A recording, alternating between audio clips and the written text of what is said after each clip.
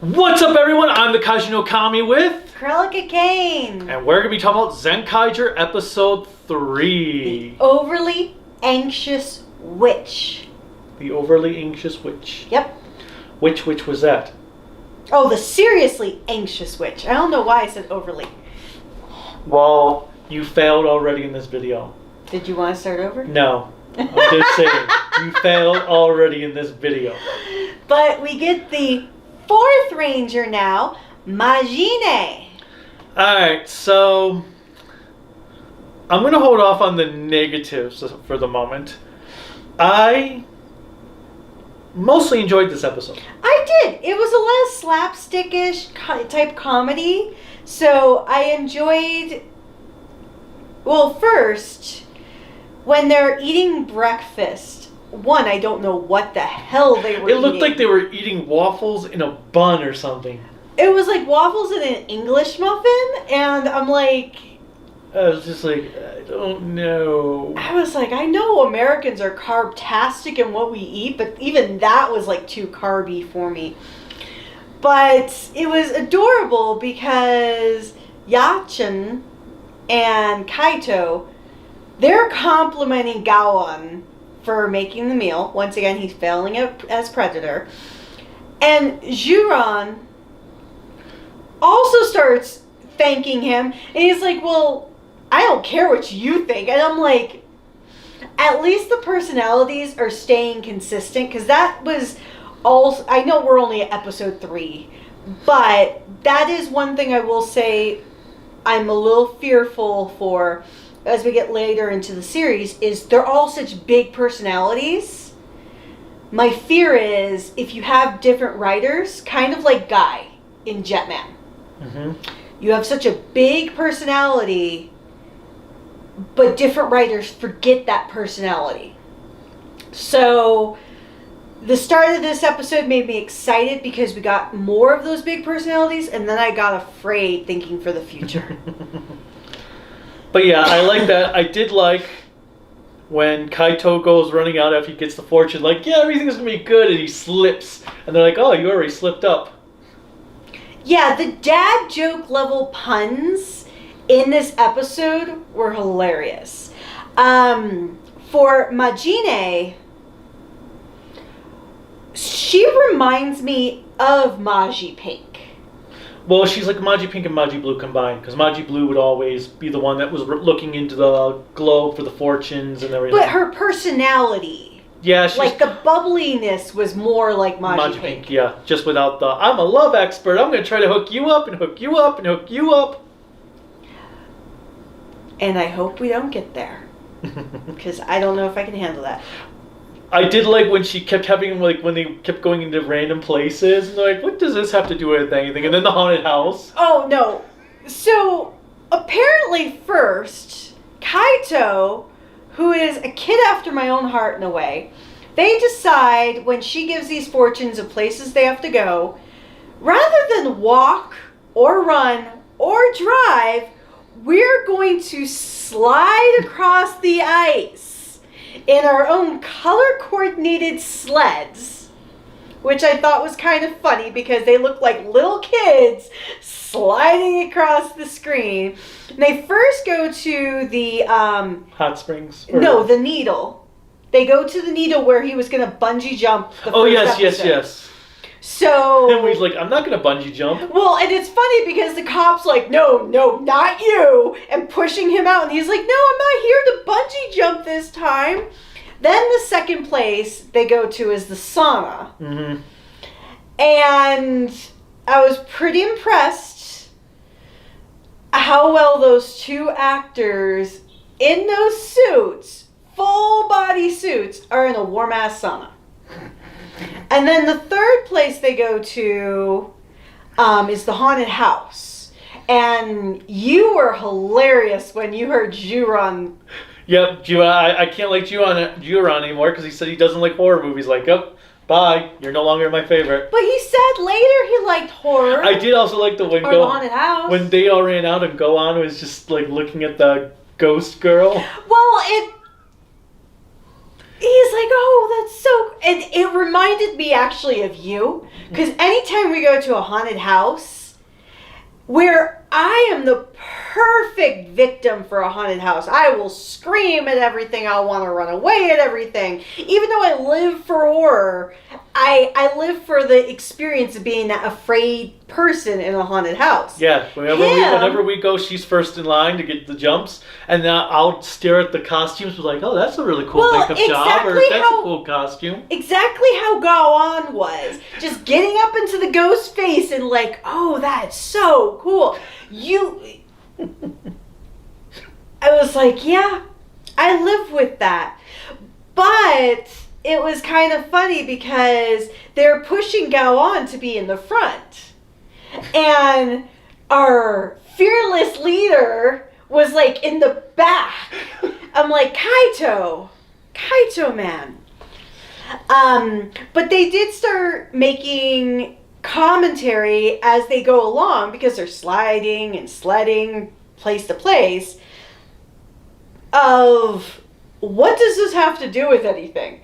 And it was like thinking the same thing in my mind of like, what does this have to do with anything? I will say also was funny though, when they walk outside and everything's frozen over, I'm like, hey, it's Colorado right now. That was Colorado this morning. I know. Well, except for the bad CGI. But, yeah, I'm holding off on that. So, I kind of feel like if you were ever to review this episode with clips, you'd have to have frozen stuff in it. No, I'm just going to let that one go. But, the villain, I can't say much about the villain. I forgot what the villain even really was. He was Ice World. Well, I know he was Ice World, but now I'm just thinking of Mario. Well, Ice World, Mushroom World. Well, every time I heard Ice World, my 90s brain was like Spice World. And I was like, no, it's not the Spice Girls. If you've never heard of Spice World, check it out. You're welcome. No, don't check it out. Hey, you're not welcome. Spice World was awesome, but nevertheless, I did like how the villain with Ice World, I can never remember his name. Do you know that? Yeah. And how he slides on the ice too. And it was like this whole badass, like pseudo badass fight. Then he slides in the ground. Kaito's already on the ground, sliding around. They hit each other. Well, I do like when they went to first fight the villains and they just slide right past them. Oh, I know. It was hilarious because it's like, we're gonna fight you. We're awesome. It's just like, again, like in Mario, I'm gonna get that turtle. The other thing I liked is when they're about to finish the battle, because there's not much they can do, and they slide into the alleyway and hit both the walls like they're in a pinball, and then it does all the tilt noises. And I was like, because I was so scared when they went into the alley and they're hitting it like the ball. I was like, if you don't do the tilt noises from a pinball machine, you have failed this episode. Hey, I have very particular requests of my random arcade game noises. But I will say, Majine, she was adorable because she went from quiet and timid to, I'm gonna swallow your soul. Actually, no, my favorite moment was when they give her the gun and they start to go through the thing to transform, and she's holding it like this, and she shoots it towards her face. I was like, oh my god. And she's just, whoa, what the? No, so you remember in Beetlejuice, when the wife goes up to the husband and says, if you don't let me do what I do, or do what I want, I'm gonna go crazy and I'm gonna take you with me? The mom. Okay, I don't remember that right now. Oh my god. Such a bad fan. But nevertheless, when Majine goes up to Gaon and starts yelling at him like, angry. I'm like, I like this character. She is my favorite. And usually most of my favorite characters are very rarely the female characters because they don't really do great writing for female characters. But she was hilarious. I was like, I'm waiting for her head to spin around. It would work because she's a machine. But her head to spin around, for like flames to come out of her eyes.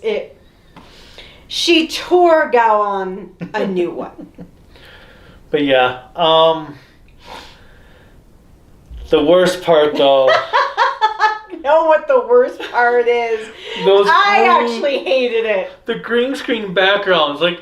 I don't even know if that was green screen. It reminded me of like blue screen, yellow screen. I don't know, but like they didn't even look like they were, like one scene when they all were standing around in different things, it didn't even look like they were actually standing on anything, that they were just floating in thin air. Well, oh my god. You kind of feel like you're floating on ice. And some of the scenes, like the cut around where they're, it was awful. So the CGI for the ice. Oh my god! And some of it looks so like faded out and stuff.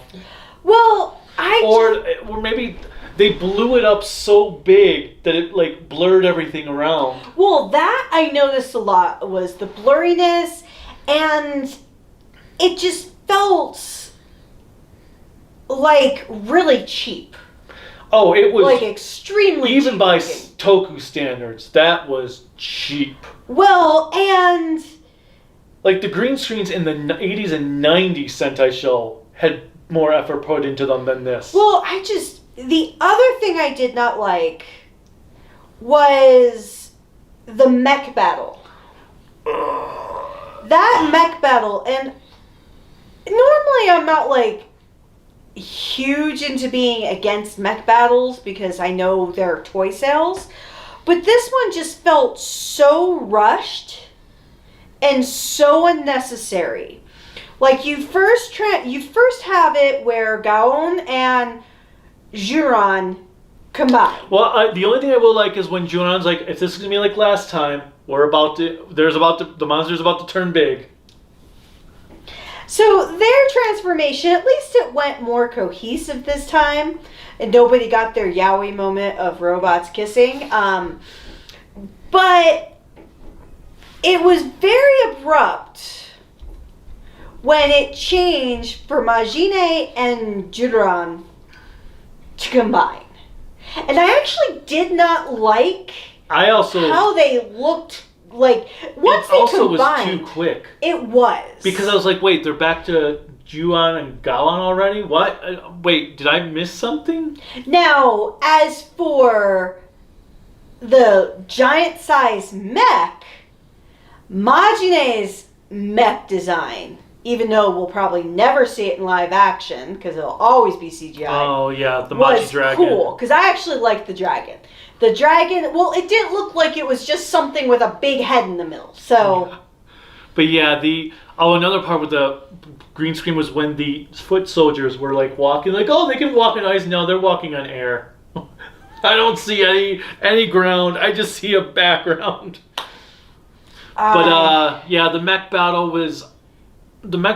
felt forced in, felt pointless. Like it just felt too out of place. They should have saved it for the following week, for next week's episode, and have Majine combine with the blue dude and show off her mech form for the first time there. I agree. Or if they wanted to, they could have had her, if they had to have the mech battle this episode, she turns into the dragon and then breathes fire that melts the ice around them so Gaon and Juan don't slip. So I will agree with that because I didn't enjoy this mech battle and I really felt like it was terribly out of place. The villain group still didn't do much, although I did like when one scientist tanks a lot. Tanks a lot? It's like, you're just an animal. What are you doing giving us orders? Well, Iago is kind of cool. And for anybody who has not watched our previous reviews, just so you know, the bird is officially Iago. I don't care what his real name is. I will never care what his real name is. It is Iago.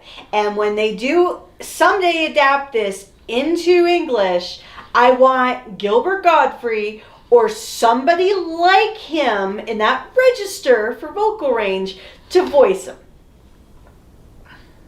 And maybe somebody to sound like Jafar too. Just because that would work out. But Iago is the bird's name. Just so please don't correct me in the comments section.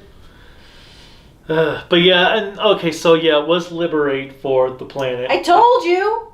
This is where you gotta listen to me. I told you. Violence. Be like a villain. Be violent. No! Marcus! People know your real name. It's not that much of a shock. Anyways, so overall, I have to say I'm still happy with the series. It's not the greatest series. It's nowhere near as good as Kira Major was. Or probably... At least as good as Kira Major was at this point. Exactly. Now, do I have hope that it could get better? I kind of feel like I do at this particular moment in time, only because it feels like every consecutive episode we watch, it seems like they're trying a little bit more. And except for the green screen backgrounds. I'm just going to still put that on COVID. Okay, no, I'm not talking about that. I'm talking about the Frozen City. Okay. And the other thing I will say that bothered me is they're talking about how the ground is icy, but the ground looks normal. Okay. I am going to contest that one because I have been on black ice, and black ice looks perfectly normal until you step on that and you go right on your ass. So that was fine. But I will say the one car sliding across the ice, hitting the other vehicle, and doing this giant explosion made me very concerned because I'm like, I know neither of those vehicles contain that much gasoline. Oh, that's just a normal Sentai truck. I understand. But one, you've killed the person in the car and people within a 20-foot radius because of how big that explosion was. And secondly, like I said, the most that truck would carry is probably about 20 gallons of gas. The car itself, maybe 12. There is no way with that much gas you're going to have a gigantic explosion. Especially with how they like with how little the impact was. I'm sorry. It kind of reminded me of watching like an episode of Key and Peele. No. Yeah, I'm like no. Oh, I get it now. Whenever I say no, something explodes. Well, exactly. It's just like that ridiculous explosion.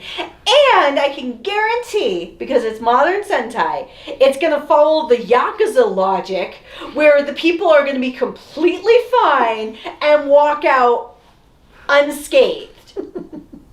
And that bothers me. Because with that level of explosion... Yeah, I'm okay. It was merely just a scratch. Exactly. That's not how it works. 'Tis but a scratch. But walk out on fire. 'Tis but just a little sunburn. Would Kane Hodder say something like that? Actually, he probably has since he's been on fire multiple times. But Kane Hodder is the guy who played Jason in many of the Friday the 13th movies. So I'm finally looking forward to the next episode that we get to see Blue Glasses, only because that's how they kind of described him at the end of this episode with the fortune telling. Finally get to see the janitor come in and sweep the competition. But it will be fun just to see the full team. Honey, Sorry, you have a little dust on you. It seems like you're a little salty. Oh, speaking of dust, when the blue dude is like, how much dust can pile up? Like, come to Colorado. You'll see how much dust can pile up in just a few days. That is very true. He takes his job very seriously. Even if he's working for these horrific beings, he takes his job as a cleaner very seriously. I gotta give him credit for that, because being a part of the human resources world, my philosophy is if you don't like your job, don't continue doing it. Even though he does kind of quit his job next episode. Does he? We don't know. Well, he could still continue being a Maybe janitor. he just cleans up for the Rangers. Maybe he's the reason the cities are all rebuilt by the next episode. I've heard other more illogical reasons for this happening, so that wouldn't be the first. Speaking of things that have bothered us, did you notice when they were doing the team up, like the old group, when they're having them change, where they were doing the Tokuger, that you didn't have a Sekchan interrupt talking about Tokuger? Well, I think that's probably because he kind of did that introduction beforehand, telling them. But yeah, it was better done. It was done better in this episode compared to last episode. Well, yeah, because it didn't take away from it. Although that train bit again with that green screen looked so bad. Well, the problem is when I saw them linking up, I was like, human centipede. That's all I thought of.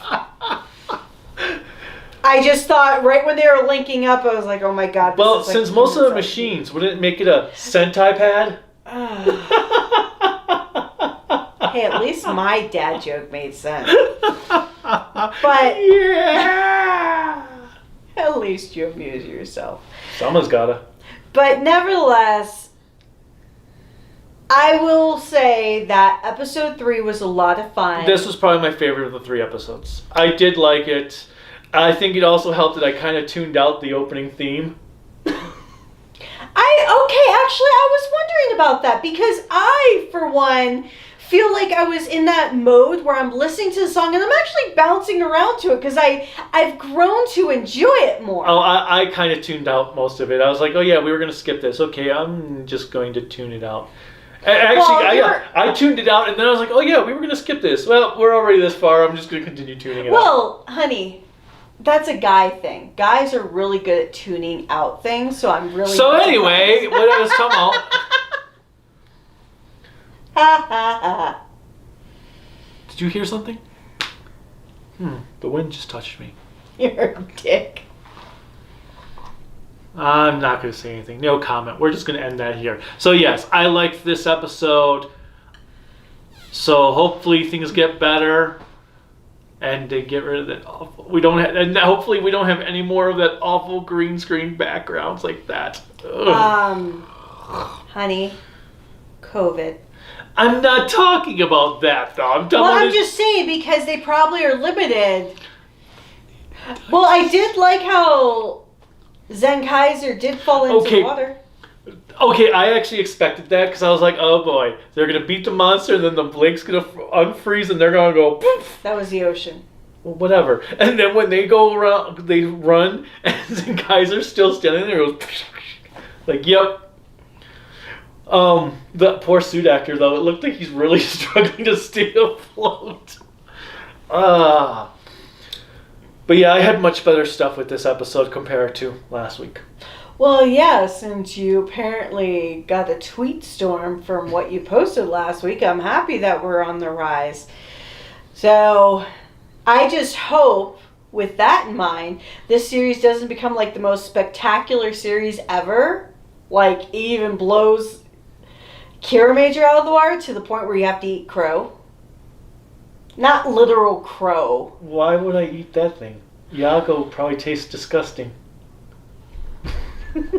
Alright, that's pretty much the best place to end this. So, until next time, bye!